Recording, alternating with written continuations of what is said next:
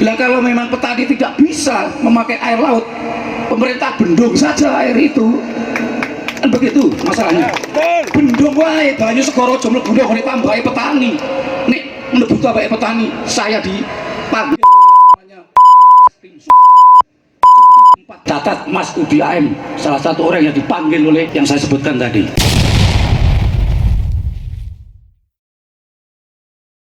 Warahmatullahi wabarakatuh. Mohon izin Pak Menteri, Ibu Gubernur, Bapak Bupati, kami memandu diskusi. Barangkali ada usulan ataupun pertanyaan, mumpung Pak Menteri Kelautan dan Perikanan berada di tengah-tengah Bapak sekalian. Namun mohon pertanyaannya untuk tidak panjang lebar, langsung kepada substansinya. Oke, Bapak-Bapak. Silakan kami berikan kesempatan Pak Karno. Oke, 1, 2, 3, 4, 5. Oke, monggo silakan Pak Karno.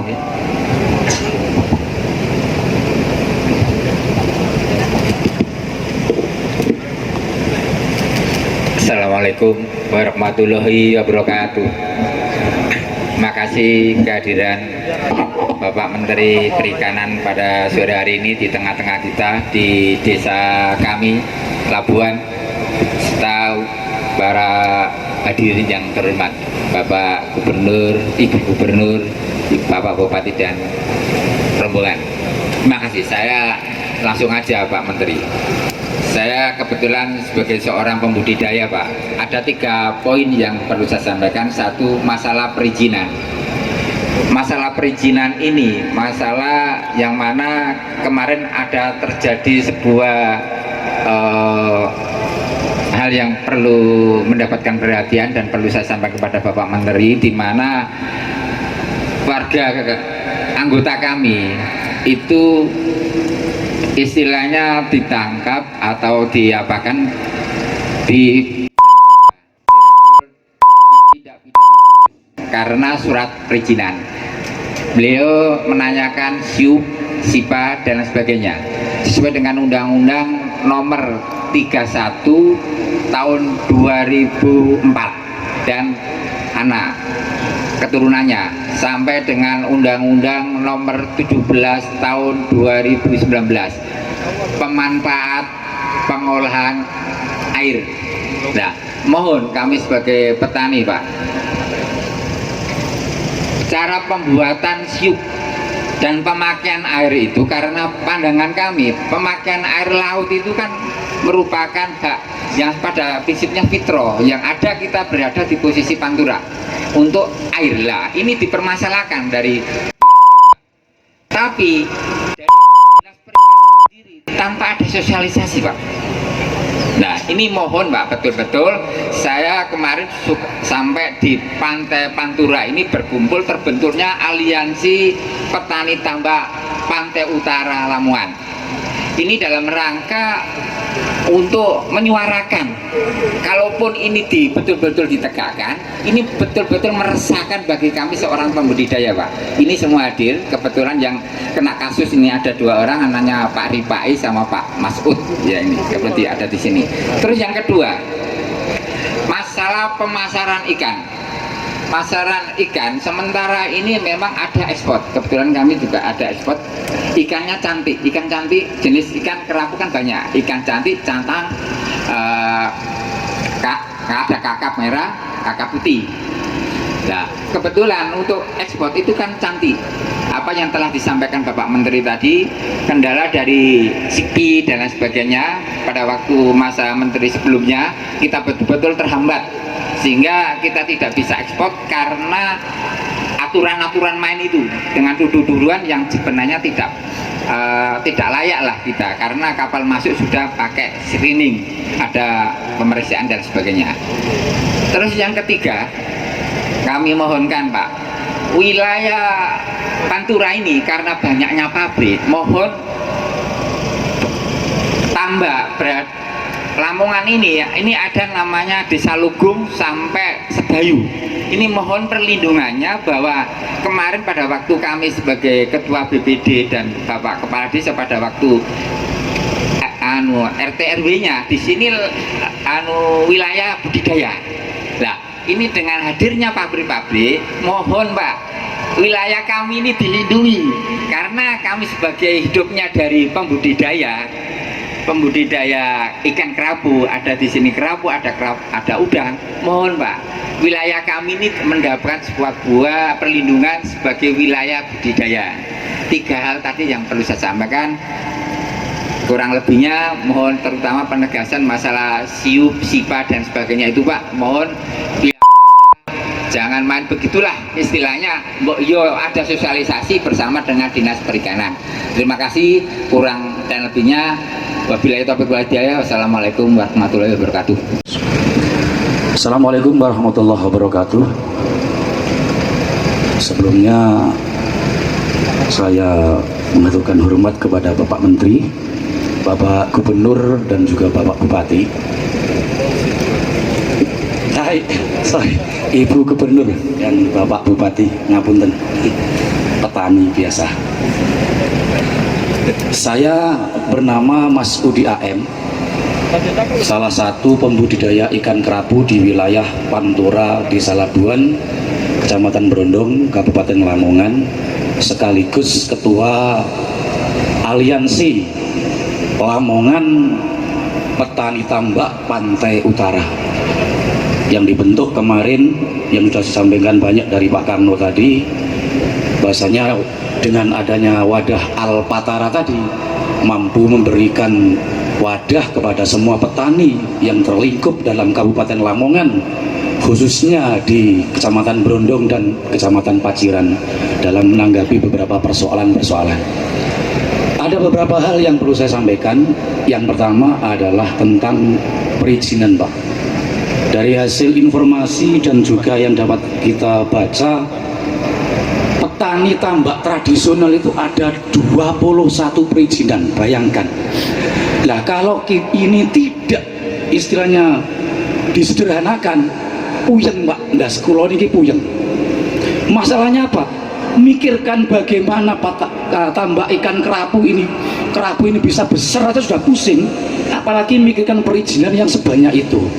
Jadi mohon sangat-sangat dari Bapak Menteri atau yang berkaitan dengan dinas terkait untuk menjederhanakan tentang masalah perizinan bagi petambak kerapu atau petambak budidaya lainnya seperti udang dan juga tambak bandeng dan juga kakap bakau atau kepiting. Ini yang pertama. Yang kedua, tentang undang-undang yang ada unsur pidananya ini Pak, mohon untuk dikaji ulang. Mohon untuk dikaji ulang karena saya adalah sebagian dari korban. Tanggal 29 Juni 2020 ya, tanggal 29 Juni 2020 saya atas nama Mas Udi AM, petani tambak kerapu Dusun Cumpleng, Desa Brengkok, Kecamatan Brondong, mendapatkan surat panggilan dari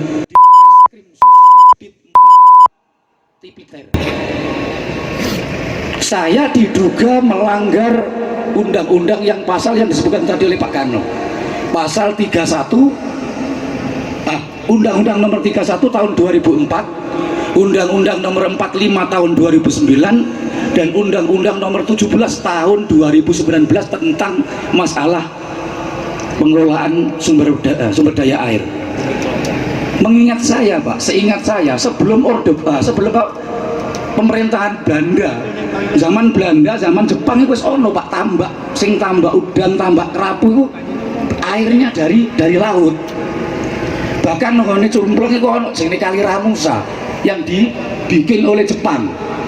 Nah itu apa? Tujuannya adalah biar petani tambak kerapu yang ada di wilayah Pantura, khususnya di Kabupaten Lamongan ini, menggunakan air laut.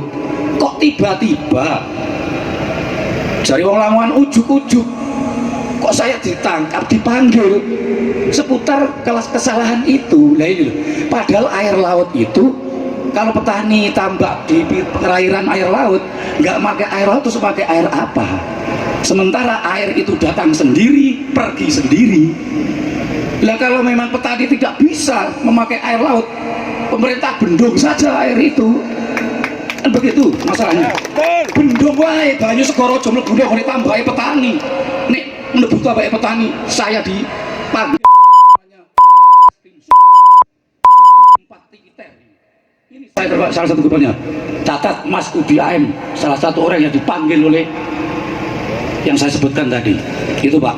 Yang nomor 3, harapan kami, saya memang atas nama perwakilan dari petani tambak kerapu di wilayah Kabupaten Lamongan, sekaligus mewakili teman-teman dari Aliansi Lamongan Petani Tambak Pantai Utara, siap untuk dibina, siap untuk diberikan sosialisasi, dan siap untuk diberikan pengertian-pengertian dari dinas yang terkait seputar perizinan, seputar apa yang harus dilakukan oleh petani. Itu Pak yang perlu saya sampaikan. Dari 3 persoalan itu, harapan kami bersama, jangan lagi ada kriminalitas terhadap petani kecil, petani tradisional seperti kami dan teman-teman kami. Bila Wassalamualaikum warahmatullahi wabarakatuh. Entah itu dana apa ya dipinjamkan pada petani untuk dibuat pengelolaan ikan kerapu, bisa bagi hasil atau yang lain sebagainya. Yang jelas tidak ada istilah bunga-bunga tersebut, karena terus terang saja Pak Ngabalin, Bu Khofifah, Pak Fadli, untuk budidaya ikan kerapu ini tidak sama dengan budidaya bandeng. 2 juta, 3 juta 1 hektar bisa untuk bandeng ya. Tapi kalau kerapu 1 hektar 3 miliar, 4 miliar itu mungkin belum cukup kalau 1 hektar. Jadi membutuhkan tambahan modal yang besar. Yang kedua, ini untuk kemaslahatan dari budidaya kerapu dan yang lainnya mengenai infrastruktur, Pak. Ini Pak Ngabalin pasti paham ini masalah infrastruktur, masalahnya di bawah Pak Jokowi. Selama ini Pak Ngabalin, di desa kita ya, waktu ada COVID ini bisa dikatakan lumpuh karena sebagian hasil itu kita dapat dari kerapu. Tapi selama mulai dari bulan Maret sampai sekarang ini masih terasa begitu ya. Sehingga jalan yang seharusnya di Paping itu masih ada setengah kiloan atau 1 kiloan ya, kalau kita ke utara itu belum bisa kita paping. Kemudian jembatan yang tadinya bagus mungkin karena termakan usia itu keropos juga belum bisa kita bangun, mungkin karena dampak dari COVID selama ini. Sampai bangun jembatan, gawe paping, jalan saya nggak bisa. Jadi mohon Bapak, Ibu, saya lihat itu dana di KKP ada 6,7 triliun, hampir 7 triliun.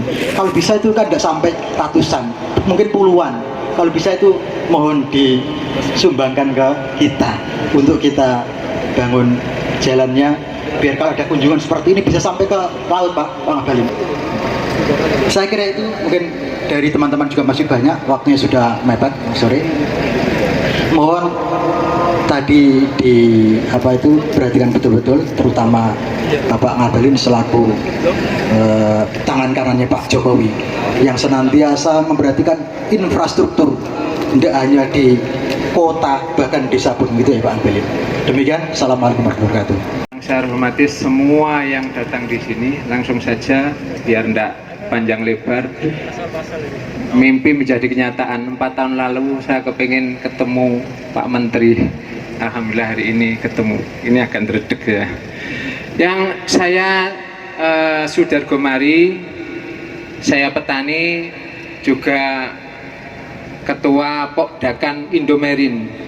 Saya mbak pesan dari teman-teman sama namanya Pak Sudargo Mari, ketua Pokdakan Indomerin. Saya mendengar dari Pak Menteri adem sekarang ya. Jadi perasaan saya itu ke teman nanti sawah adem. Tapi tetap saya mau nyampaikan bahwa kita di budidaya itu kepingin aman, damai, sejahtera. Jadi sudah aman, lahan tidak diobrak-abrik untuk pabrik, biar kita tidak jadi sejarah bahwa iki mbiyen cuk dadi Blumbung Kerapu saiki dadi pabrik biar ndak seperti itu. Jadi itu tolong tadi yang sudah disampaikan sama Bapak yang sudah tadi. Terus kita di sini berharap Pak dibuka lebar-lebar terkait dengan ekspor. Karena apa? Selama ini kita petani tidak bisa menjual semua kalau hanya untuk lokal. Jadi kalau ekspor dulu ada moratorium, itu waduh sangat memberatkan kita. Kalau sekarang kita paham kenapa COVID istilahnya musibah lah. Nah, jadi kita paham sekarang kita bisa jual, baru-baru ini kita bisa jual tapi rugi. Per kilonya sekitar 20 sampai 15 ribu kerugian petani walaupun bisa jual. Itu karena diambil murah atau dijual murah. Yang pertama, yang selanjutnya ini kita berharap ya, bukan bantuan. Insya Allah Kerapu di Lamongan ini sudah berjalan bagus, bahkan mungkin ada yang semi intensif. Permodalan, termasuk saya juga alhamdulillah sudah dapat permodalan dari LPUMKP sekitar 1,5.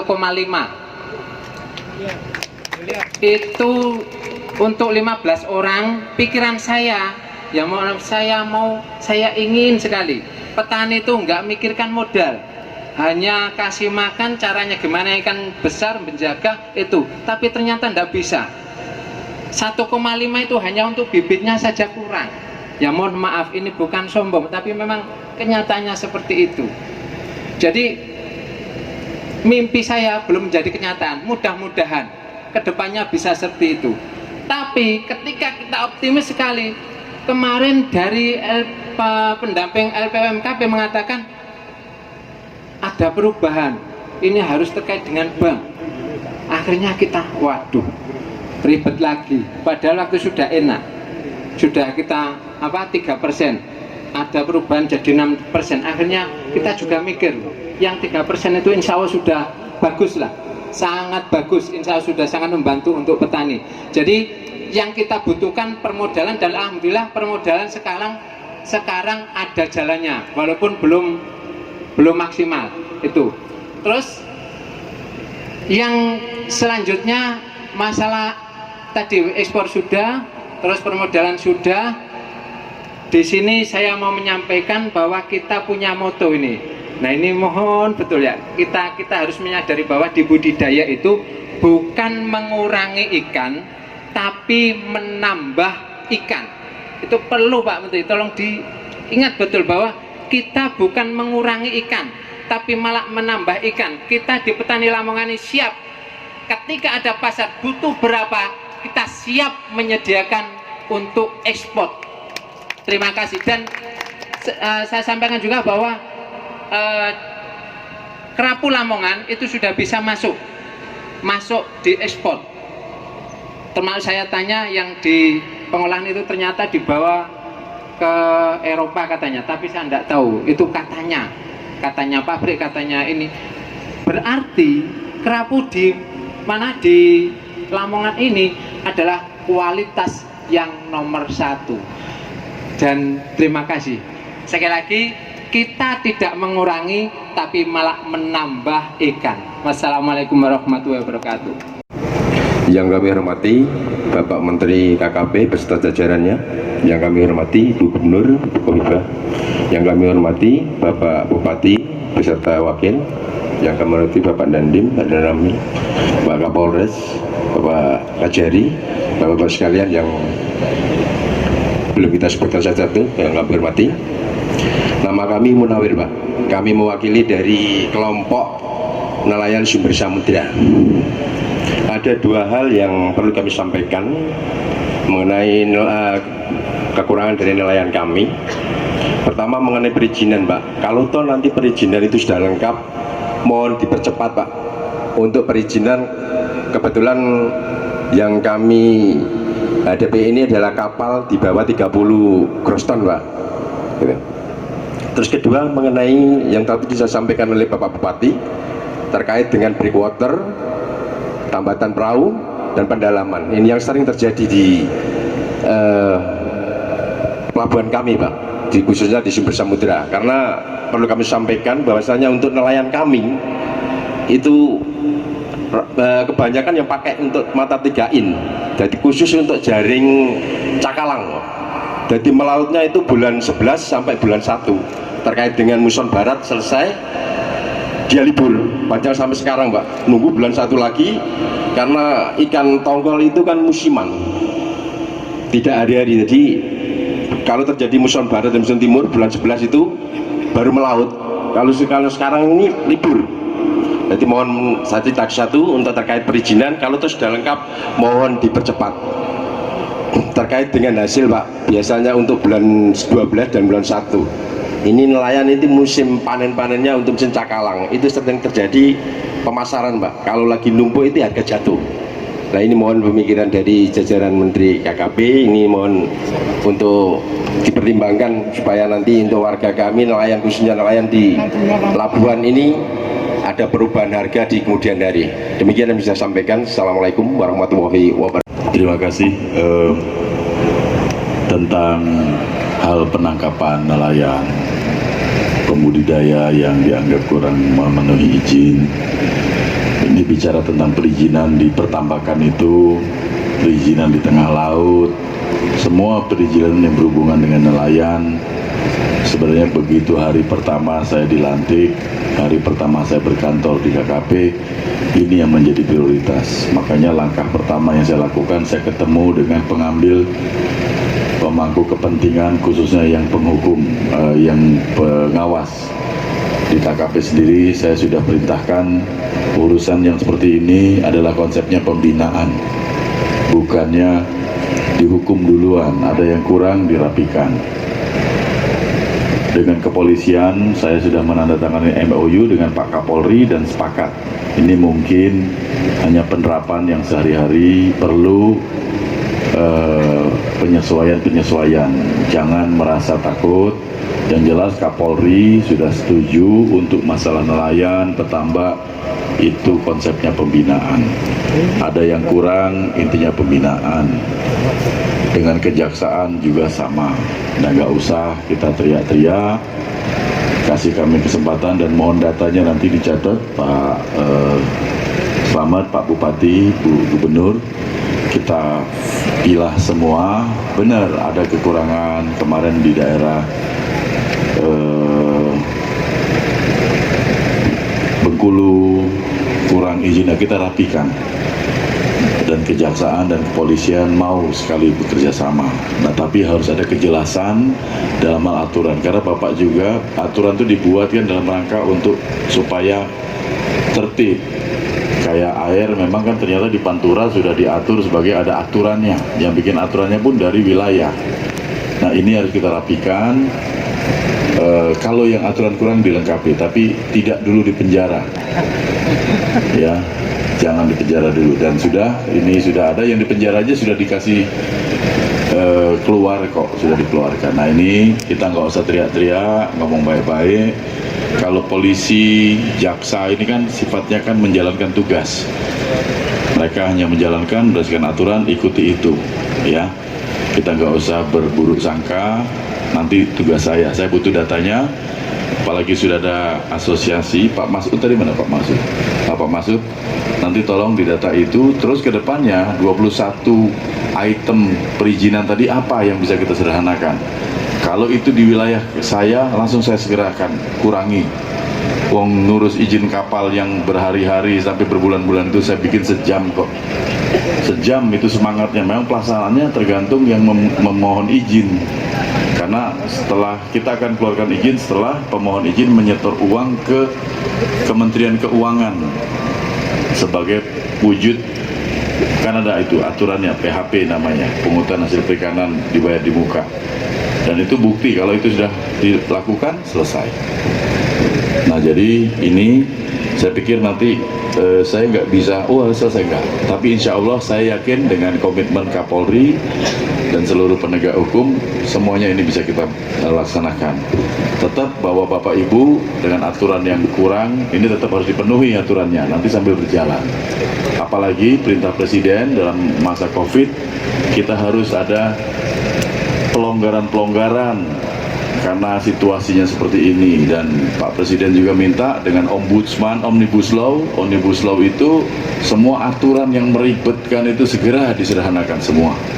Makanya ini menjadi PR kami, dan tolong nanti terus menerus Pak Masud ya, komunikasikan Pak Dirjen, para direktur, siapa direktur wilayah, Pak tinggal ya, segera Pak.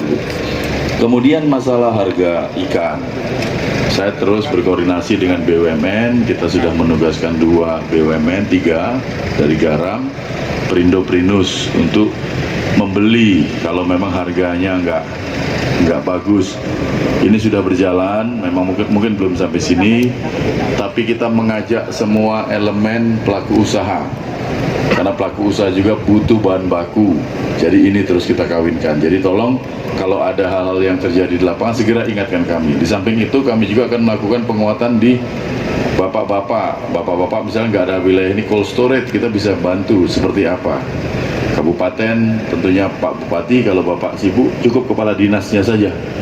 Itu jadi nggak usah kita teriak-teriak, yang penting ini ada solusinya, dan solusi itu akan kami kawal untuk terus dilakukan. Dan kadang-kadang solusinya tidak harus di KKP, seperti tadi isu tentang jalan usaha tani, jalan usaha untuk pembudidaya. Saya sudah minta Dirjen Budidaya dan timnya untuk mendata semua jalan budidaya seluruh Indonesia, mana yang bisa diintervensi dengan PU. PU secara prinsip siap membantu, banyak yang sudah dibantu PU, termasuk bikin jembatan, termasuk jalan alternatif untuk memperkuat sektor budidaya, termasuk tambak-tambak garam. Nah ini tolong lagi nanti dipertajam lagi supaya ini menjadi jawaban yang segera diatasi. Tentang perizinan kapal yang di bawah 30 GT memang di bawah kewenangan gubernur, dan saya yakin kami dengan kepala dinas provinsi setelah berkoordinasi ini nanti kita akan terus komunikasikan bagaimana supaya lebih simpel. Jadi kadang-kadang kadang ada yang ke kantor provinsi itu lama jauh, gimana diperpanjang. Kalau di KKP itu bisa online. Nah nanti kita akan komunikasi yang sederhana. Bahkan kami sekarang bagaimana mencari jalan keluar supaya seolah-olah tidak ada dikotomi pusat dan daerah, kewenangan masing-masing, tapi intinya ini nelayan bisa ngambil ikan dengan baik, dengan tanpa ada kesulitan-kesulitan. Apalagi tadi Bu, cuman panennya September sampai Januari, berarti kan ada 8 bulan istirahat. Nah 8 bulan istirahat ini mungkin harus bisa jadi budidaya, entah udang, entah kerapu aja ini. Kerapu juga kan Bapak nggak tiap hari ngasih makan, nggak tiap menit kasih makan kan, ada pakai ilmu pakai jam-jam waktu, pakai ini digitalisasi Bu, dari rumah bisa ngasih makan. Nah, cuma ya harus dijaga kalau nggak dijalain teman-teman di sebelahnya. Jadi masalah pinjaman, saya fokus yang pinjaman ini dulu, dan pinjaman BLU yang kita miliki. Ya kalau kita harus berdebat antara pakai bunga itu riba atau ini susah juga. Saya mau tanya, Bapak minjem dengan 3% dibandingkan Bapak minjem dengan rentenir sehari 10%, ini kan 3% kan setahun. Kalau Bapak minjem 100 juta, Bapak bayar 3 juta. Nyewa rumah aja udah 5 juta, 10 juta setahun. Kalau ada yang 10 juta setahun. Makanya ini kan usaha. Kalau rugi itu selama ruginya benar-benar karena usaha, karena kesalahan alam, karena bukan kesalahan kita. Bapak nggak minjem untuk kawin lagi, untuk beli ini, beli itu, beli yang lain-lain. Saya pikir ini biasa. Makanya nanti akan diintervensi. Makanya kita perlu pendamping, ngecek. Bikin tambak saja sudah bisa kita bantu. Bikin Bapak mau cold storage bisa kita bantu dengan pinjaman itu 3%. Bapak bikin cold storage di pinggir pantai yang tempat orang-orang daratin ikan, termasuk uang modalnya Bapak saya kasih untuk beli ikannya nelayan itu, beli, masukin, tunggu besok pas harganya tinggi jual. Bapak punya uang lebih, tapi Bapak bayar. Saya yakin 3% itu masih jauh lebih kecil dibandingkan untung Bapak jual ikan itu, bener nggak? Jangan ajarin menteri tentang ini, agak sedikit ngerti lah menteri, karena menteri KKP ini bukan menteri abal-abal, walaupun nggak belajar perikanan. 3 periode jadi anggota DPR RI, Bu Kofifa. 3 periode jadi anggota DPR RI, pernah jadi ketua komisi 4, setidak-tidaknya 5 tahun belajar ngelola KKP ini. Jadi insya Allah, dan saya sekali lagi tidak ingin kita cerita terus udah Bapak Ibu capek-capek nunggu gubernur sampai dampingin, nunggu Pak Danrem, Pak Bupati, Wakil Bupati. Jangan ini hanya sekedar seremoni, habis ini komunikasi. Bapak bisa datang ke kantor saya. Sekarang datang ke kantor KKP itu nggak ada batas. Begitu ada menteri ada. Saya mau ketemu. Kalau benar nggak sampai, saya denda Bapak 25 juta. Nggak ketemu saya, benar. Tapi kalau ketemu, Bapak saya kasih oleh-oleh makanan. Cukup bawa kerapu aja. Hadiah. Enggak, ini kita ngomong, makanya di KKP sekarang Bu saya lengkapin dengan tempat bertemu, kantin saya rapiin, tempat olahraga ada, bahkan kami ada cold storage nanti di situ. 20 tahun KKP ada, tidak ada cold storage di situ. Kan perlu untuk orang datang kumpul beli atau duduk goreng bakar ikan. Harus ada sebagai wujud bahwa kita ngurusin ini. Jadi saya pikir ini ada lagi yang saya pikir cukup ya. Saya butuh data ini, matangkan, izin segala macam, dan saya insya Allah akan bantu semua tadi yang bermasalah dengan kepolisian, karena secara prinsip Pak Kapolri sudah sepakat sama dengan kami. Kita sama, ini sudah perintah Presiden. Jangan kaku tentang aturan. Aturan memang untuk merapikan, tapi kalau urusan rakyat ya nomor 1. Dah itu perintah. Betul Bu Kofifa kan? Bu Kofifa ini gubernur, tapi beliau ya senior menteri bagi saya karena beliau juga menteri. Saya pikir ini, terima kasih Bapak Ibu sekalian. Kita masih ada kegiatan 2 lagi di Gresik.